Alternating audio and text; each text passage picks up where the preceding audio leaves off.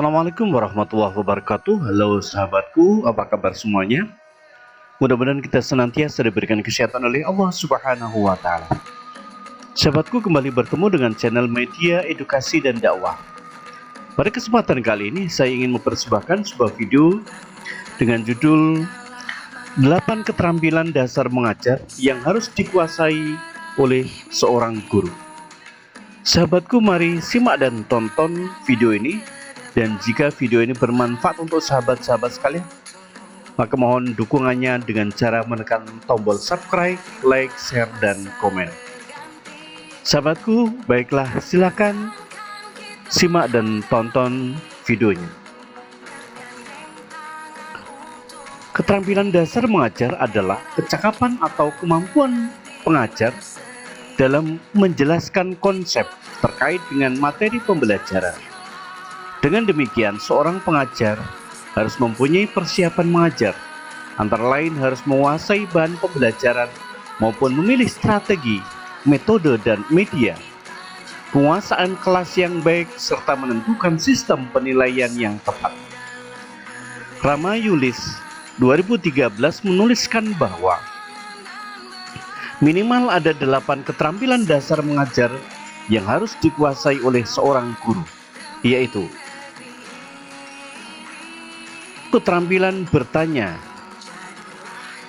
yaitu atau questioning skill. Bertanya merupakan kegiatan pengajar dalam menyampaikan pertanyaan kepada peserta didik dalam proses pembelajaran, baik pertanyaan dasar maupun pertanyaan lanjut. Adapun dasar-dasar pertanyaan yang baik adalah: pertanyaan harus jelas dan mudah dimengerti oleh siswa. Berikan informasi yang cukup untuk menjawab pertanyaan siswa. Fokuskan pada suatu masalah atau tugas tertentu. Berikan waktu yang cukup kepada siswa untuk berpikir sebelum menjawab pertanyaan. Bagikanlah semua pertanyaan kepada seluruh murid secara merata. Berikanlah respon yang ramah dan menyenangkan, sehingga timbul keberanian siswa untuk menjawab atau bertanya. Tuntunlah jawaban siswa sehingga mereka dapat menemukan sendiri jawaban yang benar.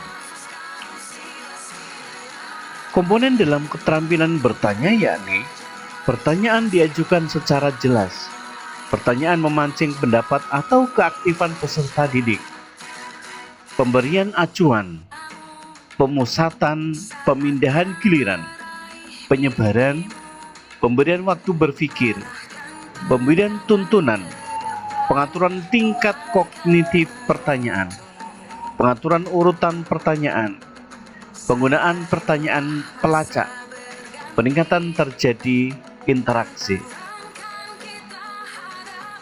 Yang kedua yaitu keterampilan memberikan penguatan.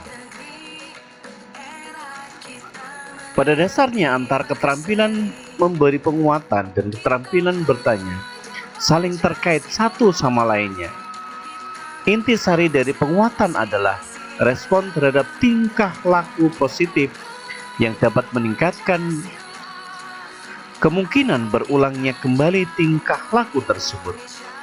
Penguasaan tidak boleh dianggap sepele dan sembarangan, tetapi harus mendapat perhatian serius. Tindakan tersebut dimaksud untuk mengajar atau membesarkan hati siswa agar mereka lebih giat berprestasi dalam interaksi belajar mengajar. Komponen dari keterampilan dasar penguatan adalah respon tingkah laku guru terhadap tingkah laku siswa berbentuk verbal atau non-verbal. Saya ulangi, dalam bentuk verbal atau non-verbal. Penguasaan secara verbal. Penguatan verbal diungkapkan atau diutarakan dengan penggunaan kata-kata, pujian, penghargaan, persetujuan, dan sebagainya. Misalnya, bagus sekali, betul, pintar, saya senang, dan sebagainya. Penguatan secara nonverbal berupa mimik dan gerakan atau menggunakan simbol atau benda seperti anak disuruh mengerjakan PR di papan tulis kemudian diberikan tanda betul. Penguasaan juga bisa dengan kegiatan yang menyenangkan. Selanjutnya, kemampuan guru yang ketiga adalah keterampilan menjelaskan.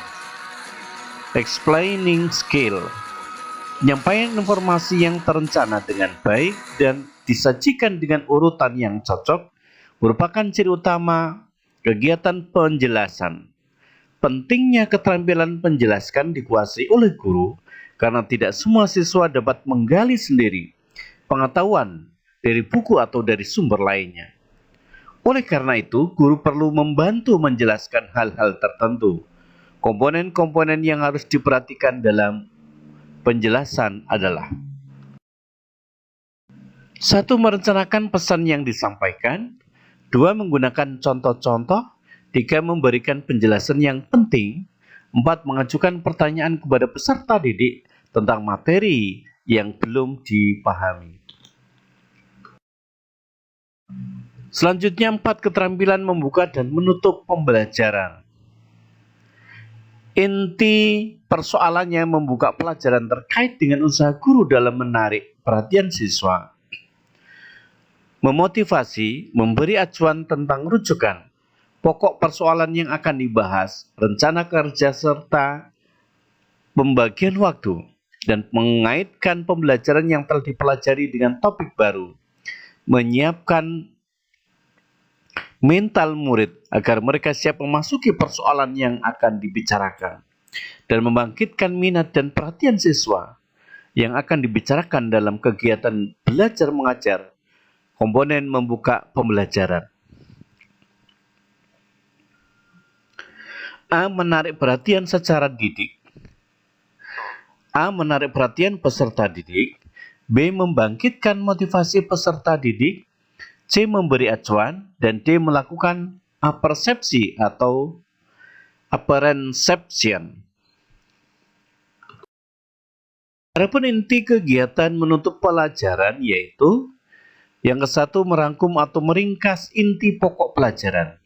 2. Mengkonsolidasikan perhatian peserta didik pada masalah pokok pembahasan agar informasi yang diterimanya dapat membangkitkan minat dan kemampuannya terhadap pelajaran selanjutnya.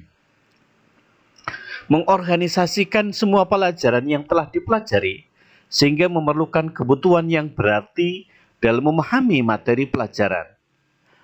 4. Memberikan tindak lanjut berupa saran-saran serta ajakan agar materi yang baru dipelajari. Komponen keterampilan menutup pembelajaran dapat dilakukan dengan cara: A. Peninjauan kembali materi yang telah dipelajari siswa. B. Melakukan penilaian dengan berbagai jenis serta teknik.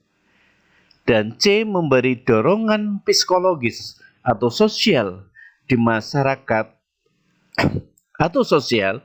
D. Memberikan tugas.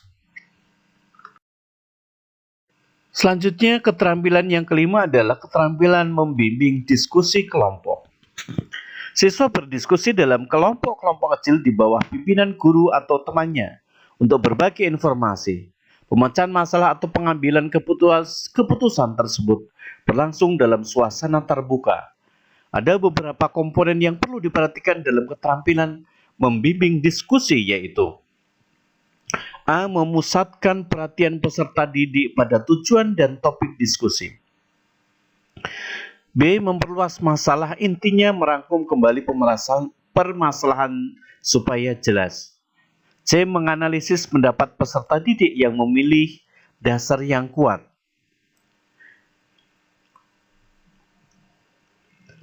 Meluruskan alur berpikir peserta didik. E. Memberikan kesempatan peserta didik berpartisipasi dalam diskusi. F. Menutup diskusi, membuat rangkuman, menindaklanjuti diskusi, dan menilai hasil diskusi. Sahabatku, selanjutnya keterampilan yang ke-6 yang harus dikuasai oleh guru adalah keterampilan mengelola kelas. Pengelolaan kelas adalah keterampilan guru untuk menciptakan dan memelihara kondisi belajar yang optimal dan mengembalikannya bila terjadi gangguan dalam proses belajar mengajar. Suatu kondisi belajar yang optimal dapat tercapai jika guru mampu mengatur siswa dan sarana pengajaran serta mengendalikannya dalam suasana yang menyenangkan untuk mencapai tujuan pembelajaran. Pengelolaan kelas merupakan keterampilan guru untuk menciptakan dan memelihara kondisi belajar yang optimal, yang mengembalikannya bila terjadi gangguan dalam proses belajar mengajar. Jadi, penghentian tingkah laku siswa yang menyeleweng terhadap perhatian kelas, pemberian ganjaran bagi ketepatan waktu, penyelesaian tugas oleh siswa, atau penetapan nomor kelompok yang produktif. Yang ketujuh, keterampilan mengadakan variasi atau variation skill.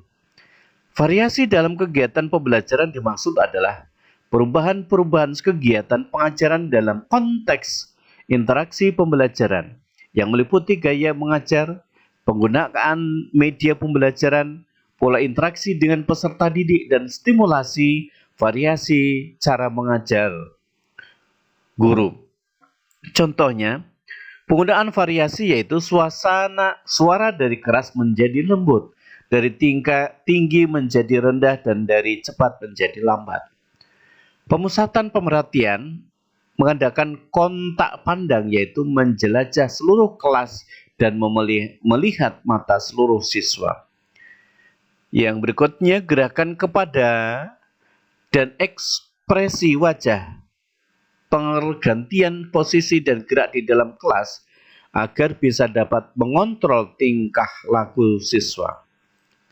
Variasi dalam menggunakan media dan alat pengajaran, variasi atau dan bahan yang dapat dilihat, visual, audio, didengar, dapat diaraba dan digerakkan.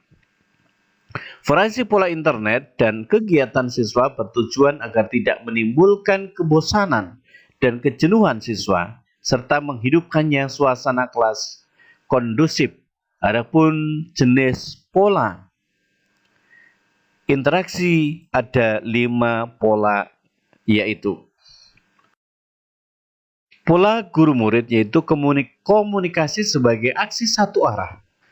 Pola guru murid guru, yaitu ada balikan atau feedback bagi guru, tidak ada interaksi antar siswa. Berikutnya pola guru murid-murid, yaitu ada balikan bagi guru, siswa saling belajar satu sama lain.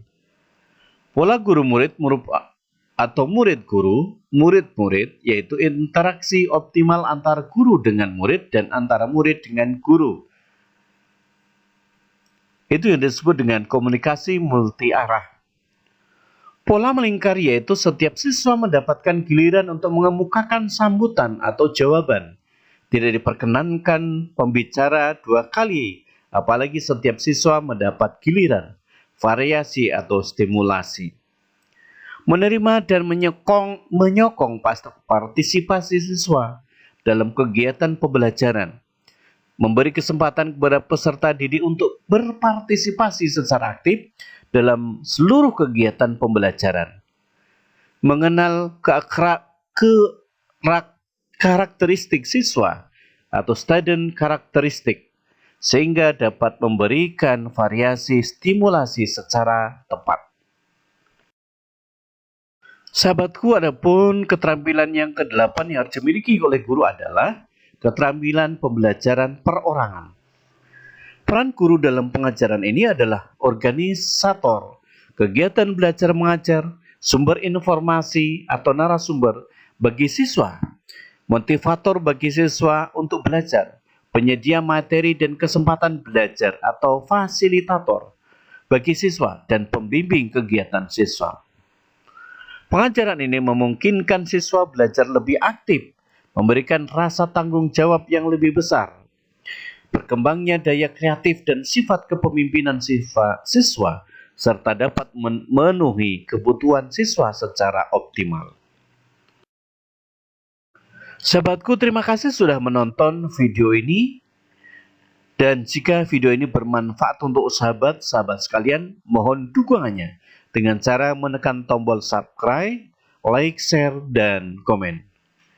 Terima kasih, sampai berjumpa kembali dengan video berikutnya. Assalamualaikum warahmatullahi wabarakatuh.